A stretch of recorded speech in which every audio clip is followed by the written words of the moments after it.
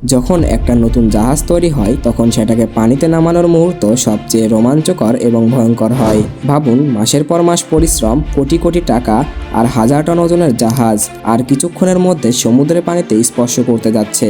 কিন্তু এখানেই আসে আসল চ্যালেঞ্জ, লঞ্চিং।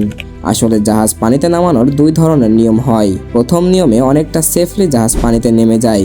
এখানে জাহাজের নিচে অনেক বড় বড় এয়ার ব্যাগ দেওয়া হয়, যা জাহাজটিকে আস্তে আস্তে এবং স্মুথলি পানিতে নামিয়ে দেয়। দেখে মনে হয় বড় একটি লোহার দানব খুবই শান্তভাবে সমুদ্রের কোলে ঘুমিয়ে পড়ছে। কিন্তু আসল সমস্যা হয় দ্বিতীয় নিয়ম থেকে, যার নাম গ্র্যাভিটেশনাল লঞ্চিং, যেখানে জাহাজকে কোনো গাড়ির মতো স্মুথলি ল্যান্ড করানো হয় না। এই নিয়মে জাহাজকে এমনভাবে নামানো হয় যেন দেখে মনে হয় একটা লোহার টুকরাকে পানির মধ্যে ছুঁড়ে দিচ্ছে।